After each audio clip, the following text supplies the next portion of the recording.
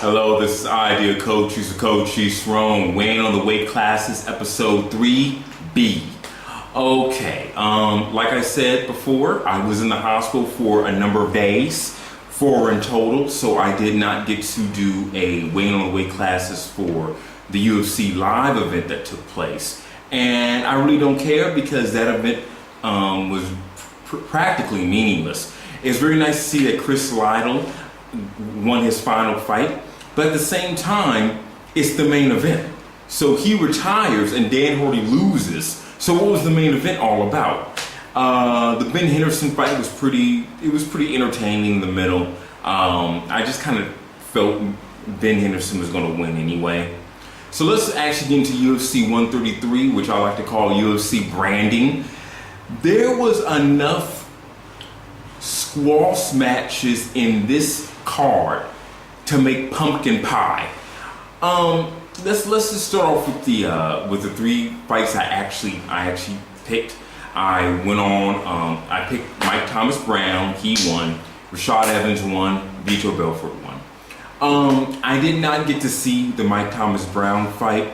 From what I heard, he just overpowered Nam Fan as I thought he was going to do for 3 rounds, which kind of sounds kind of boring. So I'm happy I didn't watch it. The dark horse match was the Rivera versus Pompidou fight, and Rivera lost a very close split decision to a younger version of himself. To me, this was the fight of the night. It's just really entertaining sometimes to see 2 guys who are so obviously incomplete fight against each other. It reminds me of the Heath Henry versus Chet Congo fight from UFC way back then. Sometimes those fights are very entertaining. That happened to be a very good one. The last couple of minutes was a little slow, but however, the whole fight in general was much more satisfying than I thought it was going to be. Okay, so let's get to I'm gonna jump ahead to the main event. Rashad Evans TKO'd Tito Ortiz. Just like I thought, Tito Ortiz looked pretty good. Thought he had that guillotine again.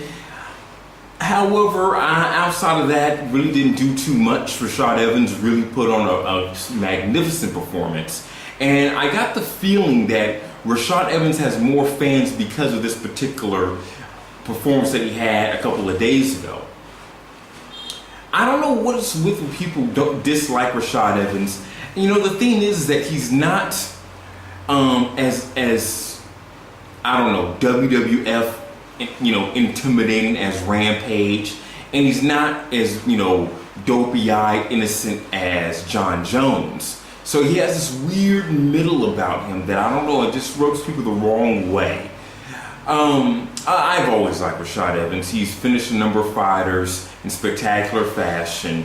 Outside of the Rampage fight, I can't think of another boring fight he had in any sort of recent memory. That being said, it depends on who I pick. It depends on whether or not John Jones wins or Rampage wins in the lightweight championship match coming up.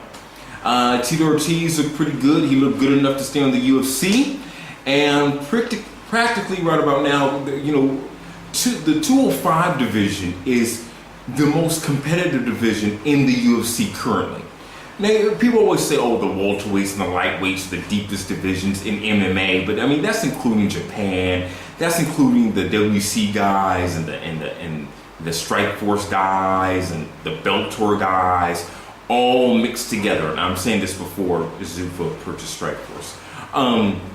However, in the UFC, 205 has always been a stacked division. Ever since Pride got acquired back in 2007.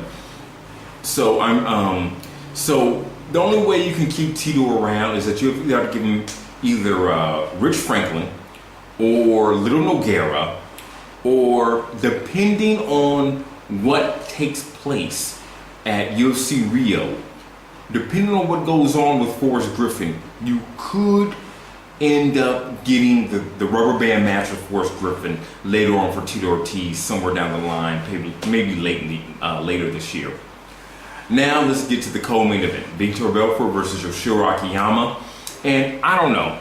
To me personally, Yoshiro Akiyama and Huzumar Paraharas have had the biggest shit put in front of them in the UFC at 185. Look at it like this. Okay, let me just jump off to to Huzumar Paraharas. He debuts in UFC, beats Ivan Salvary. Then his next fight is Dan Henderson. Then his next fight's Jeremy Horn. Then his next fight's some other guy you don't know about. And then his next fight, Nate Marquardt. How are you building this guy up? It's ridiculous. I mean, the thing is, you have to get training camps, to see different holes and aspects of your game. It has to be a progression. You can't just keep jumping here and jumping there and jumping there. It doesn't fucking work like that. Yoshihiro Akiyama, I like the guy a lot. I really do. In my next video that I'm going to make right after this, I'm going to talk more about him. But yeah, he debuts, he fights in UFC 100, and he fights Alan Boucher, and then he fights who else did he fight after that? He was supposed to fight Wanderlei Silva, but then he ended up fighting Chris Leben. So that's a jump up. That's a jump up competition that actually makes some sense, and he lost that, because Chris Leben was a late replacement. Then he fights Michael Bigsby, who Michael Bigsby beat the crap out of Chris Leben, who was on steroids somewhere in Ireland or some shit, in one of those weird UFC pay-per-views that are free. Then he fights Vitor Belfort, who just was in the title contention. I mean, was just the #1 contender his last fight. So it's like he keeps losing, but they keep giving him harder and harder and harder and harder competition. Once again, it makes no fucking sense. Really, Akiyama should be fighting someone like Mark Munoz at the very best. Or really, when he was around, probably the one half of Team Thagger, that one guy from Punishment, the Hawaiian dude, the other Spider in the UFC. I forgot his name, and he's no longer with the company, so fuck it. Yeah, I just don't understand what the hell they're doing. So, like I said, each one of these fights were pretty much squashes. The other fights I saw, some of them were pretty competitive, but I just don't care. Like I said, you need a bracket system. You really fucking do, UFC. You really gotta get to this bracket system. You can't keep willy-nillying these goddamn events anymore, because at some point it's just logistically not gonna make any fucking sense. Alright guys, that's Weighing on the Weight Classes, episode 3B. And check me out very, very soon for Cochise's State of MMA. Take care.